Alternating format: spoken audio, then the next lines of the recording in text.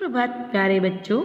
आज हम हिंदी प्रथम में पाठ 13 भाषा सीखेंगे के बारे में पढ़ेंगे। इस पाठ के माध्यम से आप भाषा सीखने की अपनी क्षमता और उसके स्वाभाविक क्रम को पहचानेंगे। आइए इस पाठ को हम प्रारंभ करते हैं। आप पाठ्य पुस्तक का प्रश्न नंबर 122 122 पेज नंबर खोलिए और मेरे साथ साथ पाठ को पढ़िए। आपको याद है कि वह दिन आपने अपनी पहली भाषा सीखनी शुरू की थी? क्या आपको याद है कि आपको याद है वह दिन जब आपने पहली भाषा सीखनी शुरू की थी? अ, आ, ई, क, ख, ग। आप इसी तरह से धीरे धीरे बोलना सीख रहे थे ना। माँ रोज आपको बोलना सिखाती थी। परिवार के सभी बड़े, नाना नानी, दादा दादी शब्द सिखाते, फिर शब्दों से वाक्य बनाना बतलाते। पिता गलतियाँ सुधारते हुए सही तरह से बोलना सिखा देते थे। क्या आपको ये सब चीज़ें याद हैं? अरे ऐसा कैसे हो सकता है कि आपको कुछ नहीं याद आ रहा? और यह क्या, आपको यह लगता ही नहीं कि आप इस तरह से बोलना सीखा है? वैसे अगर ऐसा लग रहा है तो बिल्कुल सही लग रहा है। सच में बचपन में हम सब बिना किसी के सिखाए ही अपने आप बोलने लगे थे कि हमें कोई सिखाता नहीं था, पर हम किसी और से सुनते और हम उस चीज़ को सीख जाते थे। तो हम बचपन में क्या होते हैं, बिना सिखाए ही अपने आप बोलना सीख जाते हैं, बोलने लगते हैं। 3-4 साल के होते होते तो हम लोगों को कहानियाँ भी सुनाने लगते हैं। कितने साल के होकर हम लोगों को कहानियाँ सुनाने लगते हैं? 3 से 4 साल के होकर। 4-5 साल की उम्र तक आते आते तो घर वाले बोलने लगे थे कि भाई थोड़ी देर के लिए चुप तो हो जाओ। कि मतलब आपने देखा होगा आपके घर में कि छोटे बच्चे जो भी होते हैं, जैसे 4-5 साल के बच्चे होते हैं, वो बोलते हैं, इतने जिज्ञासु प्रवृत्ति के होते हैं, बार बार हमसे प्रश्न पूछते हैं या किसी बात को लेकर बार बार हमसे बात करते हैं। तो हम इतना बोल अकेले अकेले भी वो बोल करते हैं, तो हम बोलते हैं कि अरे भाई अब थोड़ी देर तो चुप हो जा। इस तरह से आपने देखा होगा। पर शायद आपको वह दिन याद हो जब स्कूल में आपने अंग्रेजी सीखनी शुरू की होगी। पर आपने जब अंग्रेजी सीखनी शुरू की होगी तो आपको थोड़ी ज़्यादा कोशिश करनी पड़ती होगी कि आप अपनी मातृभाषा जो होती है वो तो आप बहुत अच्छे से सीख जाते हो, पर दूसरी भाषा सीखने में आपको थोड़ी सी कठिनाई आती है और थोड़ा परिश्रम करना पड़ता है। तो आप कोशिश करके वो भाषा ज़रूर सीख जाते हो, पर उस भाषा में आपको कोशिश करनी होती है। पर जो हमारी मातृभाषा होती है वो क्या होती है, हम स्वाभाविक रूप से सीख जाते हैं। बोलने में गलतियाँ होती होगी जिन्हें टीचर सुधार देती होगी। रोज स्कूल और घर में अभ्यास करना पड़ता होगा। सोचो ऐसा क्यों होता है? अंग्रेजी भाषा मुश्किल है इसलिए? पर फिर अंग्रेज बच्चे कैसे 3 साल के होते होते बिना सिखाई अंग्रेजी बोलने लगते हैं? अगर अंग्रेजी भाषा मुश्किल है तो वहाँ अंग्रेज बच्चे कैसे 3 साल के होते होते बिना सिखाई अंग्रेजी बोलने लगते हैं? ऐसा ही हाल चीनी, जापानी, फ्रेंच, स्वाहिली बच्चों का भी है, जो अपनी भाषा अपने आप सीख जाते हैं। आपको भाषा सीखने के अपने अनुभव शायद याद नहीं होंगे, पर घर या पड़ोस के किसी छोटे बच्चे को शायद देखा हो कैसे बिना किसी के सिखाए हुए किस आसानी से बोलने लगते हैं। कि आपको तो याद नहीं होगा कि बचपन में आप कैसे शब्द बोल लेते थे, कैसे वाक्य बोले थे, पर आप देखते होंगे आपके आसपास जो छोटे बच्चे हैं वो बिना किसी के सिखाए बहुत जल्दी से बहुत सी बातें कर लेते हैं।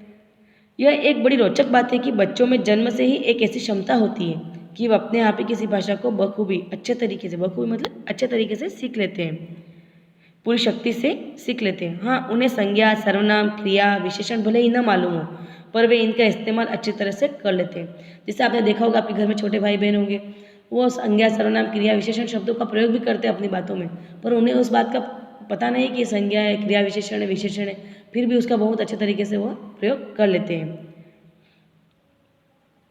और तो और अगर बच्चों को एक से ज़्यादा भाषाएं लगातार सुनने को मिले तो वे उन सब भाषाओं में माहिर हो जाते हैं। जैसे आपने देखा होगा यहाँ का अपना जो परिदृश्य है उसके अकॉर्डिंग वागड़ी भाषा है, जैसे कोई तमिल का तमिल भाषा है, मलयालम है, इन सभी भाषाओं को तो बच्चा मलयालम भाषा को भी जल्दी सीख जाता है और हिंदी भाषा को भी सीख जाता है, क्योंकि वो दोनों भाषाओं के टच में रहता है, मतलब उसके संपर्क में रहता है, तो वो सीख जाता है। बच्चा जिस बचपन में जिन जिन भाषाओं के संपर्क में आता है उन भाषाओं को वो जल्दी से सीख लेता है।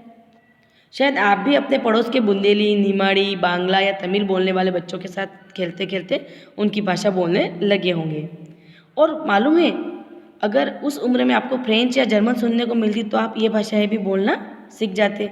अगर उस समय पे आपको ये भाषाएं भी बोलने मिलती तो आप सुनने मिलती तो आप क्या हो जाते, सीख जाते। जैसे जैसे हम बड़े होते जाते हैं यह क्षमता कम हो जाती है। जैसे जैसे हम बड़े होते जाते हैं तो भाषा सीखने की क्षमता क्या हो जाती है, कम हो जाती है। तब हमें फ्रेंच या जर्मन सीखने के लिए किसी भाषा संस्थान में दाखिला लेना पड़ता है। फिर फ्रेंच या जर्मन भाषा सीखने के लिए हमें क्या होता है, उस मतलब जहाँ पे वो पढ़ाते हैं उस संस्थान में हमें क्या करना पड़ता है, दाखिला लेना पड़ता है। भारत के किसी दूसरे राज्य में चले गए तो सालों लग जाते हैं वहाँ की भाषा सीखने या समझने में। अगर हम यहाँ से भारत के दूसरे राज्य से तमिल में गए, हम केरला में गए, हम बंगला में बंगाल में गए, उसके बाद हम दूसरे कई क्षेत्रों में चले गए, जैसे हम उधर पूर्वोत्तर साइड चले गए, तो वहाँ के राज्यों में क्या है, सब अलग भाषा बोली जाती है, तो हमें वो भाषा सीखने में बहुत समय लग जाता है। भाषा सीखने की क्षमता जन्मजात होती है। भाषा वैज्ञानिक मानते हैं कि करीब 12 साल की उम्र के बाद यह क्षमता धीरे धीरे कम हो जाती है। जो भाषा सीखने की जो क्षमता होती है वो क्या होती है, हमें जन्मजात होती है। और भाषा वैज्ञानिकों का मानना है कि ये करीब 12 साल की उम्र के बाद धीरे धीरे क्षमता कम हो जाती है। इस पर क्षमता को कारगर बनाने के लिए ज़रूरी है कि बच्चे भाषा सुने।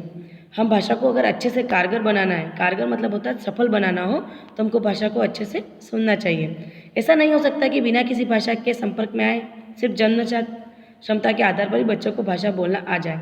ऐसा भी नहीं होता है कि जिसके संपर्क में आए उससे सीखे, या जन्मजात क्षमता के आधार पर बच्चों को भाषा बोलना आ जाए। हम प्रयास करें तो हम दूसरी भाषा को भी अच्छे से सीख सकते हैं।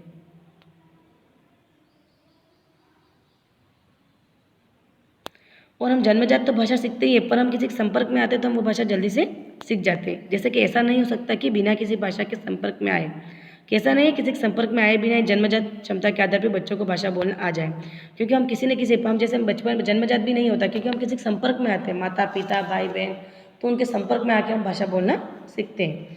अब जरा सोच कर बताओ कि रुडियार्ड किपलिंग की कहानी जंगल बुक का बच्चा मोगली जो लोमड़ियों के बीच पला बड़ा था, वह कोई भाषा सीख पाया होगा? क्या वह कोई भाषा सीख पाया होगा? ये जरा सोच के बताइए। इसकी जो लेखिका है वो है इंद्राणी रॉय। इस पाठ के शब्दार्थ और कवि परिचय, रचनाकार का जो परिचय आपको दे रखा है, अच्छा हाँ, आपको सिर्फ इसमें शब्दार्थ और कठिन शब्द ही करने हैं। अपनी कॉपी में शब्दार्थ और कठिन शब्दों को सुंदर अक्षरों में लिखें।